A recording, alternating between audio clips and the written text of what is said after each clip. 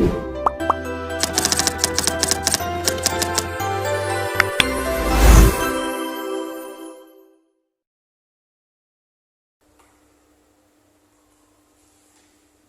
teman-teman, selamat datang di podcast hari ini.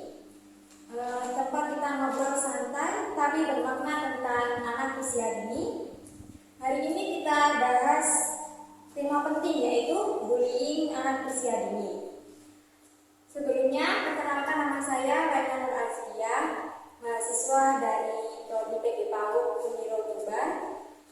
Dan di samping saya ada Ibu Nurayatul Hikmah selaku guru PAUD dari TK Isya Busanul Atfal dan Harjo. Sebelumnya boleh perkenalkan diri dulu Ibu. Boleh. Assalamualaikum warahmatullahi wabarakatuh. Nama saya Nurayatul Hikmah dari TK PAUD Isya Busanul Atfal dan Harjo. Itu saja perkenalan dari kami. Ya, terus untuk pertanyaan selanjutnya, untuk pengalaman mengajarnya sudah berapa tahun Ibu? Alhamdulillah sudah kurang lebih hampir 15 tahun saya mengajar di PAUD Isya Busanul Harjo. Alhamdulillah. Lama sekali ya teman-teman, Ibu Nikmah sudah mengajar lebih dari 15 tahun. Ya, alhamdulillah. Pastinya pengalamannya banyak sekali ya Ibu ya selama 15 tahun. Ya. Banyak sekali. Ya. Langsung saja Ibu untuk tanya jawab kita hari ini yaitu tentang pembulian. Untuk yang pertama, bisa Ibu ceritakan sedikit tentang pengalaman mengajar selama 15 tahun ini di TK, buka-bukanya. Alhamdulillah selama saya mengajar di PAUD Isya Busanul Harjo ini saya merasa senang sekali karena bertemu dengan anak-anak yang imut, yang cerdas, ceria. Alhamdulillah.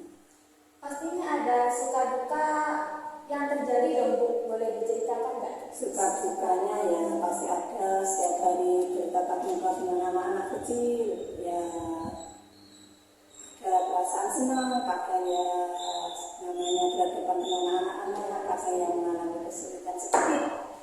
Tapi untuk mengalami baca itu pastinya Ibu sudah bisa sangat beradaptasi ya Bu ya, sangat terbiasa gitu. Lama sekali ya 15 tahun teman-teman sudah mengajar. Menurut Ibu, apa sih bullying pada anak usia dini itu? Bullying adalah termasuk perasaan tidak menyukai, contohnya teman satu antar teman yang lain sehingga timbul perasaan contohnya tidak menemani antar teman satu dan yang lain.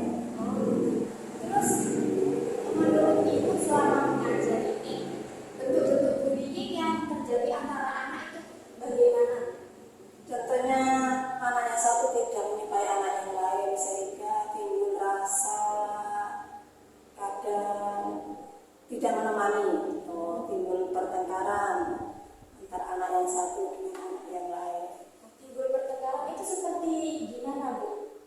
Pertengkarannya itu apakah jahil cubit-cubitan atau gimana? Ya, bisa jadi anak yang satu tidak menyukai anak yang lain sehingga timbul rasa tidak senang atau tidak menemani atau tidak ditemani bermain kelompok-kelompok gitu ya Bu. Terus ada aku tidak suka dengan kamu gitu.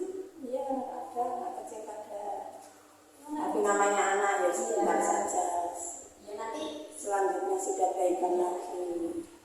terus bagaimana Ibu tahu kalau itu tuh pembulian gitu Bu? Kadang saya lihat itu anaknya agak merenung atau kurang semangat, kurang ceria, kelihatannya sedih karena itu ditemani.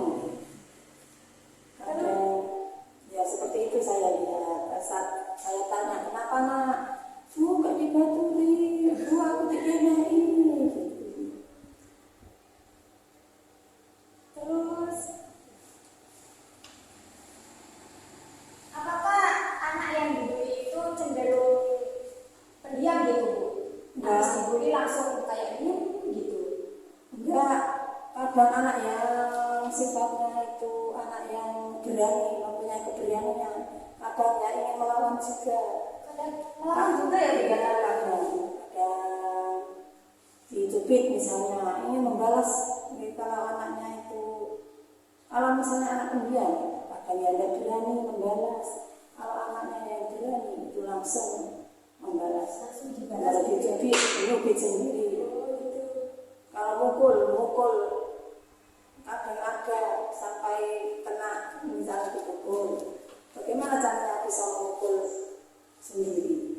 Anak kecil itu emang sensitif ya, Bu, ekspresif gitu kalau Iya. yang berani gitu. Dia yang berani, kalau yang dia anaknya pendiam kadang ya tidak berani membalas, cuma kadang nangis, kalau matur sama bu guru, aku enggak gitu mami, saya disakiti, dipukul, gitu caranya. Nah, selanjutnya apa saja cara yang bisa dilakukan ibu untuk mencegah bullying yang terjadi gitu? Misalnya di kelas ya kita alihkan perhatian anak-anak, kita ajak nyanyi, kita ajak bermain bersama supaya meredakan suasana. Misalnya dalam kelas ada yang menangis, ada yang bertengkar, kita alihkan perhatian itu, kita ajak bercerita, kita ajak menyanyi dan sebagainya. Dan menurut ibu seberapa penting sih Bu peran guru atau peran orang tua dalam mencegah menangani kasus bullying agar tidak terjadi gitu kan? Jangan sebelum itu rentan gitu ya kayak dulu. Ya, orang tua juga bisa berperan menasihati anaknya, memberikan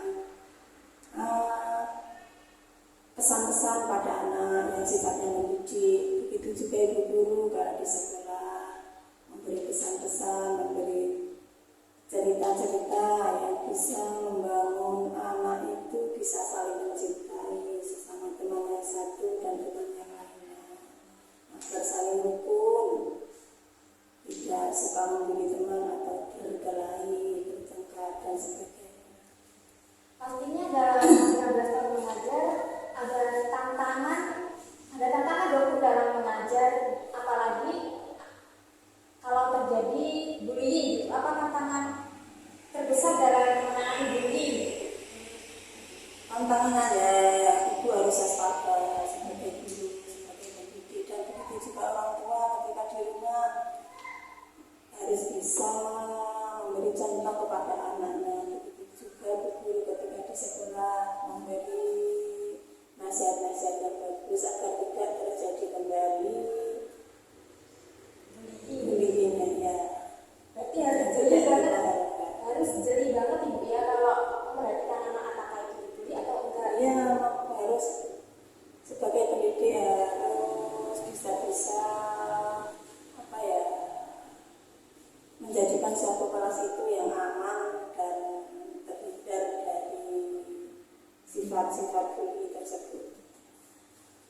Yang terakhir untuk ibu, apa harapan ibu bagi guru-guru PAUD yang ada di luar sana tentang masalah bullying gitu Bu, agar bullying ini tidak menjadi kebiasaan yang terus-menerus terjadi gitu Bu. Ya, selalu kita tanamkan terutama akhlakul karimah, saling mencintai sesama teman, saling menyayangi, yaitu diantaranya. Kalau anak-anak sudah saling menyayangi, insya Allah nggak akan terjadi bullying seperti itu. Ya, dan sebagai guru PAUD juga teman-teman harus menerapkan sifat kasih sayang gitu ya terhadap Nah itu anak-anak. penting sekali, itu saling menyayangi antara anak yang satu dan anak yang Dan lain. itu juga mengurangi resiko terjadinya bullying gitu ya teman-teman di PAUD. Oke, terima kasih Ibu untuk Sama-sama podcastnya. saya sebagai pendidik di sini juga mengucapkan terima kasih atas kedatangannya. Ya, sama-sama. Amanda. Terima kasih untuk ilmunya dan saran-sarannya dan Ya, sama-sama. Mudah-mudahan tidak terjadi hal-hal yang tidak diinginkan selama pembelajaran di TK kami.